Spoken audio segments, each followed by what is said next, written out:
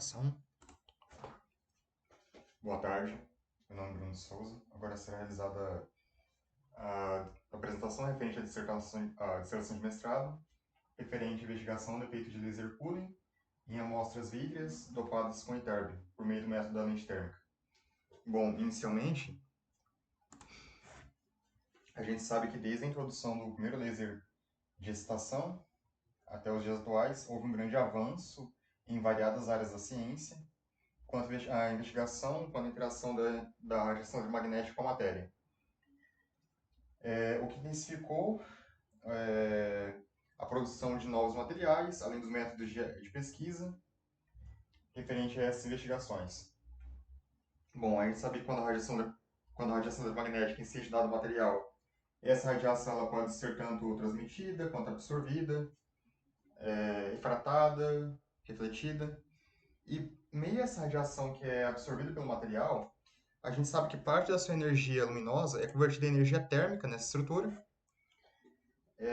o que, de modo geral, gera uma variação em sua temperatura e, consequentemente, uma variação na sua densidade, no caso, referente à região que é incidida, levando a uma deformação superficial e, consequentemente, uma variação no seu índice de refração.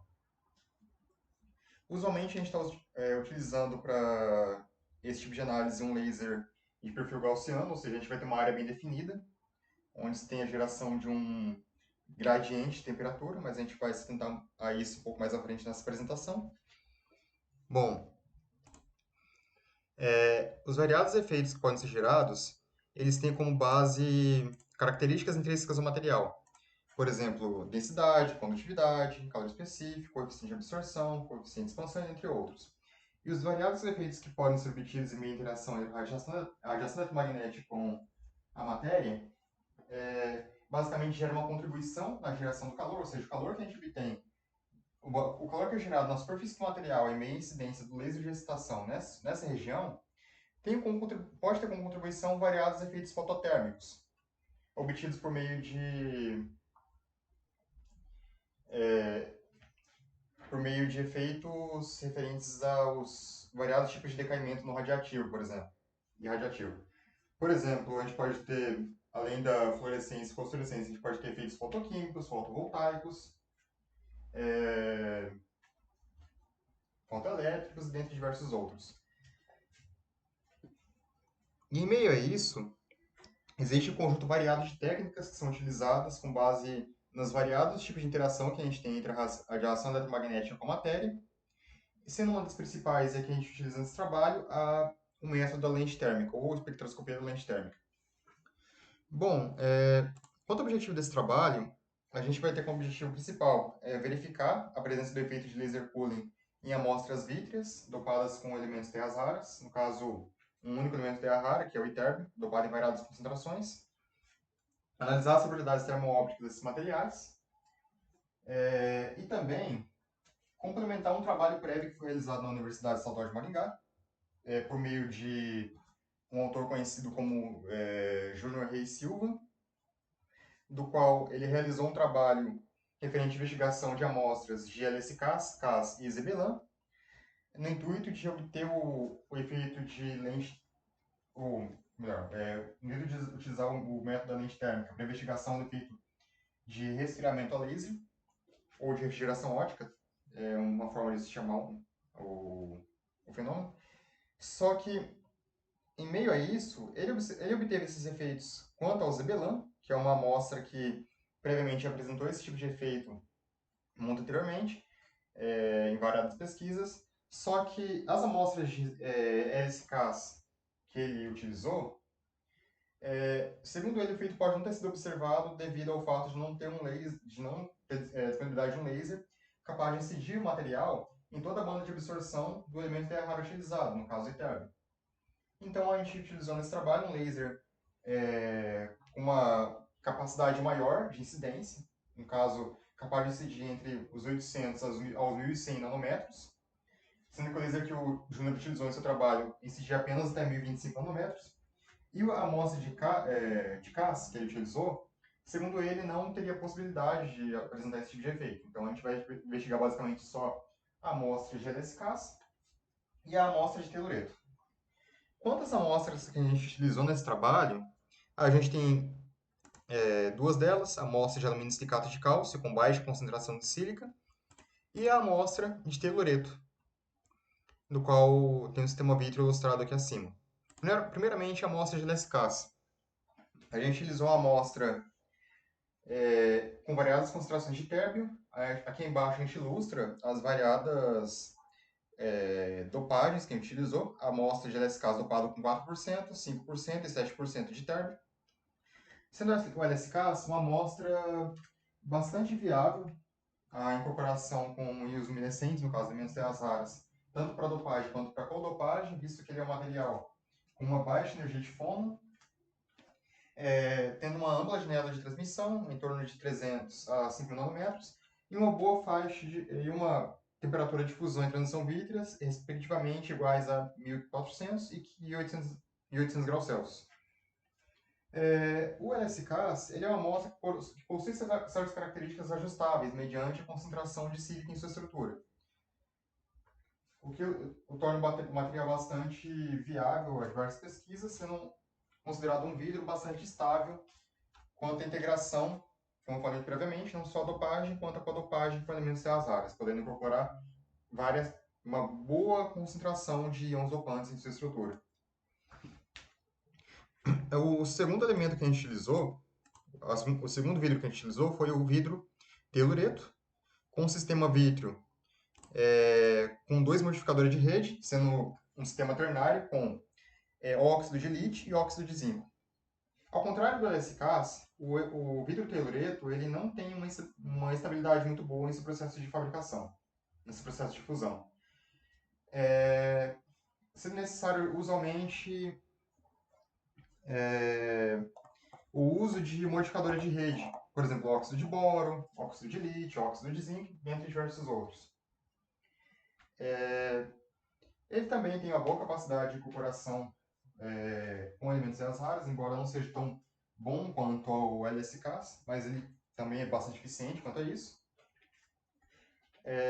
Tem uma instância de janela de transmissão entre 400 e 6.000 nanômetros, uma baixa energia de fono, que varia em torno de 600 a 850 graus, 850 centímetros a menos 1. Temperatura de fusão e transição vítreas, respectivamente, em torno de 730 a 850. Ele possui diversas características ajustáveis mediante a concentração de óxido de telúrio, óxido de lítio e óxido de zinco utilizados em sua composição, além da concentração de térbio dopado em sua estrutura. Bom, quanto ao itérbio, o elemento terra rara que a gente utilizou nesse trabalho, a gente optou pelo uso do itérbio, sendo um material que possui a seguinte configuração ilustrada acima, tendo suas transições obtidas pelo nível 4F, sendo essa camada blindada pelos níveis 5S e 5P, o que, devido ao afastamento extenso entre esses níveis, o que faz com que ele tenha uma baixa interação com a rede vibracional da matriz hospedeira, o que diminui muito as taxas de decaimento no radioativo, tornando esse material bastante viável a dopagem com essas matrizes, tanto matrizes vítreas quanto cristalinas. Ele possui apenas dois níveis de energia, sendo o nível fundamental e o nível excitado, dos quais se desdobram respectivamente em outros 4 subníveis para o nível fundamental e 3 subníveis para o nível excitado. Mais à frente, no próximo slide, eu vou me atentar quanto à ilustração desse esquema, mas ele possui basicamente um intervalo de absorção entre 800 e 1.100 nanômetros, além de secções transversais relativamente grandes, o que facilita, ou melhor, o que é utilizado basicamente em comparação ou melhor, a gente diz que é grande, basicamente comparando com outros elementos terras raras, como, por exemplo, o érbio, o térbio, basicamente todos os outros componentes dos elementos terras raras. E, em comparação com todos eles, tem uma secção transversal relativamente grande. O que o torna viável não só a dopagem, como a codopagem com outros elementos terras raras. Isso que é a sua banda de A absorção pode sobrepor a banda de absorção, por exemplo, do érbio.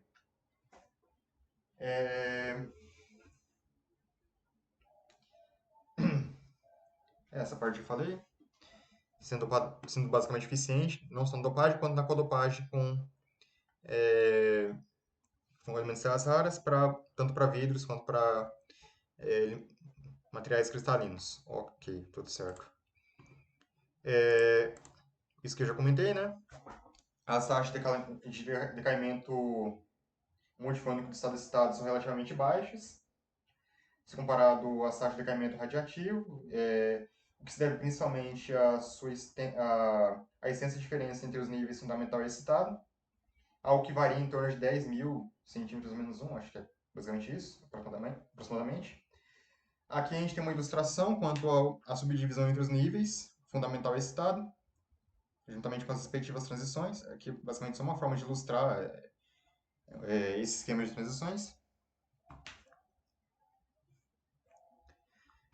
E, basicamente, o efeito de refrigeração ótica que a gente quer obter nesses materiais se trata de uma emissão com uma energia superior à energia obtida pela absorção desses materiais. Por exemplo, a gente utiliza um laser de estação para incidir o material e ele vai emitir uma energia superior à energia que o incidiu, sendo essa energia adicional obtida por meio da rede multifônica da matriz hospedeira, devido a essa interação obtida no estado excitado com a própria matriz que está sendo dopada.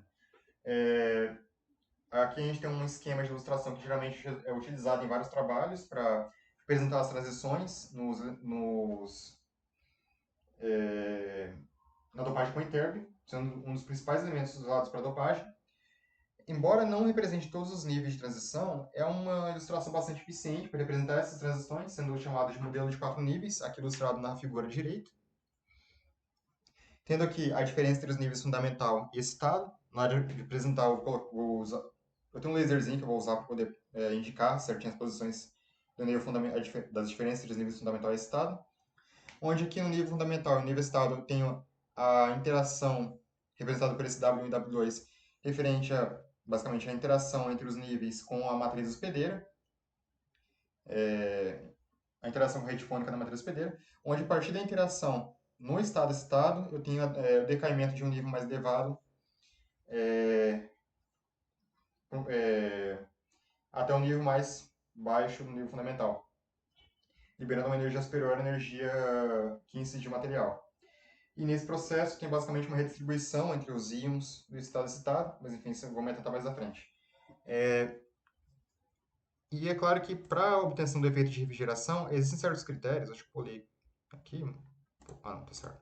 Existem certos critérios de escolha, não só para a matriz, quanto para os íons dopantes, e critérios quanto à própria estrutura dos materiais utilizados para obtenção eficiente de um efeito de laser cooling, ou de refrigeração ótica. Eu vou chamar de refrigeração, acho que é um pouco mais fácil, mas enfim.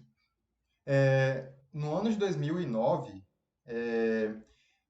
o autor conhecido como Ellen, ele e seus colaboradores proporam alguns critérios que são utilizados na maioria dos trabalhos para obtenção eficiente de um efeito de laser cooling. Basicamente, ele diz que é necessário sempre que se tenha uma eficiência quântica de luminescência tão próxima quanto possível da unidade, tão próxima quanto possível de 100%, onde ele propõe aqui, ele propõe seu trabalho critérios associados à fabricação do material, qualidade ótica, limite de impurezas, boa integração com isopantes, entre outros. Em questão da fabricação, a gente trata basicamente da capacidade de ter um laser disponível que seja capaz de incidir os materiais em uma ampla faixa de incidência, em uma potência variada, tanto em baixas potências quanto em potências relativamente altas. Materiais que possuem uma boa qualidade ótica, sem a presença de riscos, rugosidades, cristalites, ou tão pouco quanto possível a presença dessas irregularidades na superfície do material, que possam vir a reduzir a eficiência. E é claro que ele propõe um limite de impurezas, do qual, segundo ele, o limite de impurezas proposto que é aceitável nesses materiais utilizados, melhor, nesses materiais utilizados, é em torno de 100 partes por bilhão. embora seja importante ressaltar que o próprio elemento terra rara, o próprio terra, seja considerado uma impureza, mas no caso é uma impureza permitida que a gente utiliza para maximizar a eficiência do material. É claro que existe um limite de dopagem, que é utilizado nessas matrizes, visto que em excesso ela pode até mesmo reduzir a eficiência e gerar um calor indesejado na matriz hospedeira. Ele propõe alguns critérios referentes à melhor combinação entre matrizes e íons dopantes, de modo a ter uma boa integração entre dos íons dopantes com a matriz receptora e uma boa eficiência. Aqui ele propõe, no trabalho dele também, um gráfico referente à energia do primeiro estado excitado e aqui na linha horizontal e na linha vertical a energia de fono da matriz hospedeira, onde, segundo ele, para que se tenha, para que seja possível ter a chance de se obter um efeito de refrigeração, a energia do primeiro estado excitado, ou seja, a energia do feixe de excitação necessária para a excitação do material, deve ser de pelo menos 8 vezes a energia de fono da matriz hospedeira, que é basicamente o mínimo que ele propõe. Embora a energia de excitação não pode ser muito alta além desse ponto, visto que isso também pode gerar um aquecimento indesejado na matriz hospedeira. Aí ele tem também ilustrado aqui nesses pontos em branco, nesses círculos, a, as respectivas matrizes, juntamente com os íons dopantes, que já apresentaram o efeito de refrigeração. No caso, ele ilustra aqui em cima, como pode ser observado, a matriz do Zebelan, que foi a mesma matriz utilizada pelo Júnior Reis, juntamente com a dopagem de térbio, sendo esse um desses materiais que já apresentou esse tipo de efeito. É comum em matrizes dopadas com isoluminescentes, embora não tenha sido obtido no nosso trabalho, mas a obtenção do efeito um efeito conhecido como lente de população. Visto que é um efeito bastante presente em matrizes dopadas com isoluminescentes e também em matrizes que apresentam o efeito de laser cooling. O efeito de... Ah, não, eu pensei que estava no slide à frente. Eu vou explicar isso mais à frente. Eu troquei um pouco os slides, enfim. Quanto ao método da lente térmica que a gente utilizou nesse trabalho, a gente, a gente sabe que desde a introdução do método da lente térmica se deu pela primeira vez por meio de um trabalho realizado por Gordon e seus colaboradores, certo? Só vamos introduzir um pouquinho, brevemente, quanto ao efeito de lente térmica e quanto ao método que a gente utiliza nesse trabalho. Mas, enfim, Gordon e seus colaboradores inicialmente buscavam realizar experimentos com a espectroscopia Raman, em 1995, incidindo um líquido orgânico por meio de um laser de hélio neodímio, calibrado em cerca de 635, 638 nanômetros, não lembro bem. Nesse trabalho, nesse trabalho ilustrado aqui na primeira figura acima, ele obteve uma breve mudança no sinal, o que, segundo ele, devido ao tempo, à curta duração do sinal obtido, seria basicamente um efeito térmico no eletrônico, o que posteriormente denominou como efeito de lente térmica, elaborando também um modelo teórico para esse efeito observado. Anos depois, uns 3 anos depois, Shen e seus colaboradores, no trabalho ilustrado aqui na figura abaixo, realizou novamente essa pesquisa e ele basicamente atualizou o método da lente térmica, introduzindo um modelo de feixe duplo descasado, onde ele utilizava um laser de prova colinear ao laser de excitação para investigação de efeitos de lente térmica. E nisso, por meio da variação no caminho do laser de prova, devido também à variação no índice de difração, ele conseguiu obter informações acerca das propriedades termo-ópticas desses materiais, se tornando um efeito bastante eficiente, que é basicamente o método utilizado no nosso trabalho. Peraí.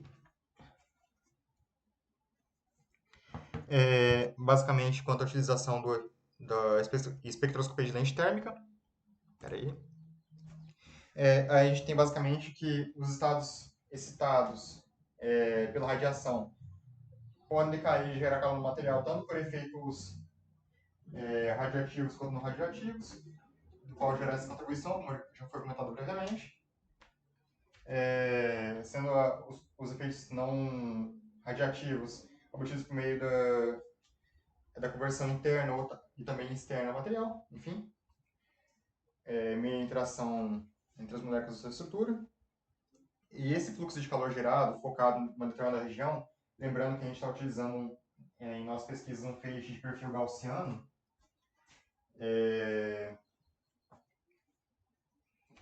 vai ser basicamente um feixe que possui uma intensidade maior no centro, sendo menos intensa em suas bordas, do qual gera um calor, ou melhor, gera um fluxo de calor nessa estrutura, gerando uma variação na temperatura e consequentemente, uma deformação superficial, em meio à variação da densidade superficial do material, e uma variação no índice de infração em torno de sua estrutura, conforme o laser percorre o caminho pela matriz estudada. A absorção, como comentado previamente, ela não se dá de forma uniforme, sendo gerado basicamente um gradiente de temperatura nessa superfície deformada. E como já foi comentado previamente, essa variação gera uma mudança no índice de infração, do qual é medida pelo peixe de prova utilizado que incide em sua superfície. A variação do caminho do laser de prova é ilustrada na figura aqui à frente, no slide, onde tem uma variação do caminho pelo peixe de prova, que incide tendo uma área superior ao laser de excitação. Uma coisa aqui, tá tudo certo. Lembrando que a variação do caminho se mantém constante com a variação da temperatura. O que eu ia comentar um pouco antes, quando eu pensei que eu tinha chegado nesse slide, mas ele estava mais à frente, é quanto ao efeito de lente de população. Ele é bastante presente. Eu resolvi citar nesse trabalho, visto que ele é bastante presente em materiais opacos luminescentes, então achei importante citar mesmo que não tenha sido observado de forma tão presente nas matrizes estudadas.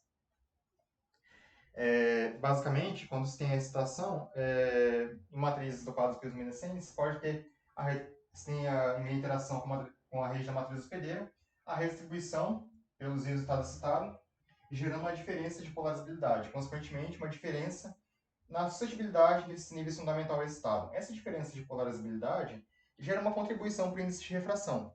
Essa contribuição também devido ao fato de a gente estar utilizando um peixe de baixa densidade, ela vai manter o mesmo perfil obtido pelo efeito de lente térmica, nomeando esse efeito basicamente como lente de população, visto que ele gera uma contribuição ao índice de refração obtido, assim como o efeito de lente térmica, embora seu sinal seja usualmente oposto ao sinal obtido pelo efeito de lente térmica.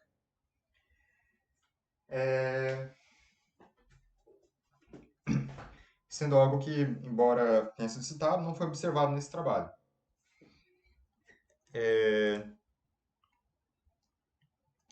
Existem algumas características intrínsecas do material que são essenciais para que seja utilizado um modelo de lente térmica. Uma delas é que a gente deve utilizar um material com uma espessura relativamente pequena, visto que o caminho do feixe de gestação pode variar em meio ao percurso pelo material, visto que, variando muito a distância, a gente pode ter uma variação do foco do feixe de gestação em meio ao percurso pelo material, além de que a amostra deve ser homogênea, sendo bastante eficiente o uso de matrizes vítreas quanto ao uso desse método. Eu coloquei uma observação embaixo, que é uma coisa que eu sempre esqueço, mas que, embora o feixe de prova gere um aquecimento no material também, é um aquecimento desprezível se comparado ao aquecimento obtido por meio do feixe de excitação. Aqui embaixo a gente tem uma ilustração referente à incidência do feixe de prova, do qual ele tem uma área superior à área obtida pelo laser de excitação. Aqui a gente tem as distâncias, no caso a distância Z1, referente à distância entre o raio do feixe de prova, ω0P, e a amostra, e a distância da amostra até o detector, representada por Z2. Aqui a gente tem basicamente a região deformada pelo laser de excitação, onde o laser de prova incide de forma colinear, de modo a medir essa deformação. Aqui eu ilustrei essa figura aqui, basicamente representando a exata montagem que foi utilizada nesse trabalho. As posições que são indicadas aqui são basicamente as mesmas posições de cada equipamento utilizado nesse trabalho. Eu achei que seria mais didático colocar assim.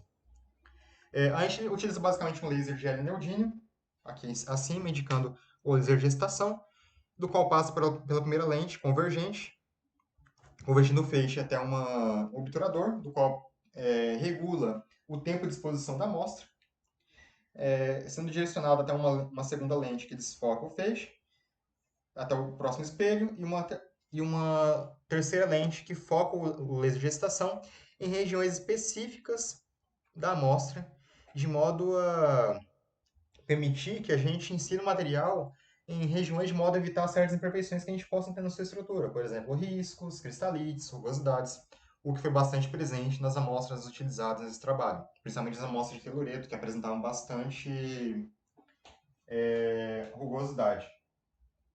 E as de LSKs que apresentavam um pouco de cristalite, e a gente tentava evitar tanto quanto possível.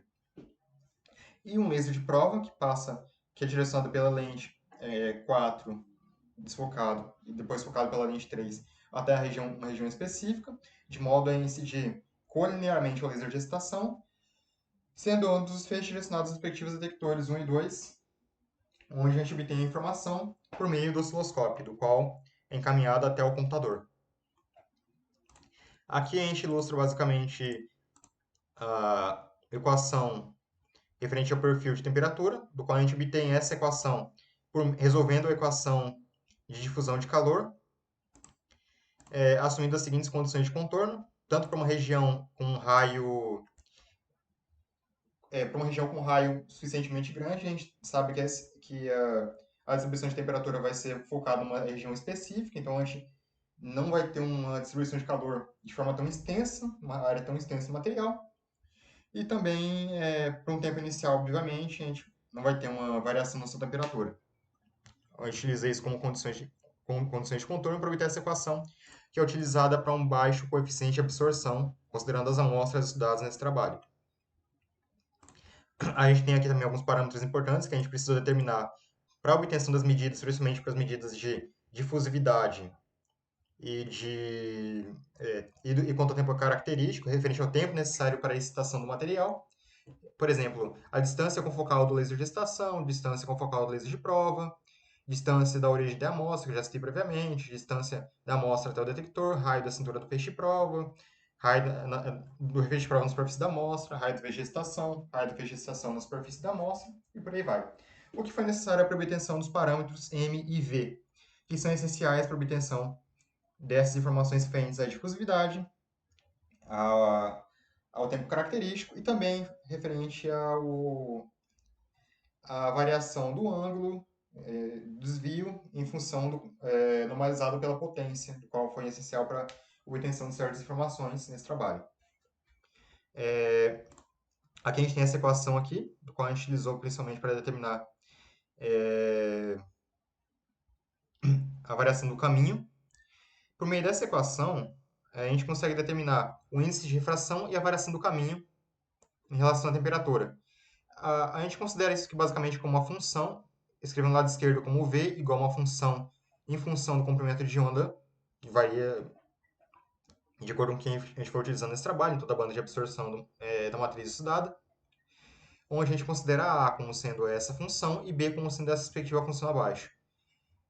Resolvendo essa equação, obtendo os respectivos coeficientes angulares, A e B, a gente consegue determinar basicamente a variação do caminho e o coeficiente, ou a eficiência quântica de luminescência. Outro método que a gente poderia utilizar nesse trabalho também é quanto ao uso de uma amostra referência. No caso, a gente utilizou uma amostra de LSKs. Eu não consegui encontrar nenhum trabalho referente a uma amostra de térbio, do qual não apresenta dopagem, que a gente utiliza como amostra referência para esse parâmetro aqui, obtendo esse parâmetro θ por PAL, de modo a obter as informações referentes à taxa de conversão de calor no material. Deixa eu pausar aqui.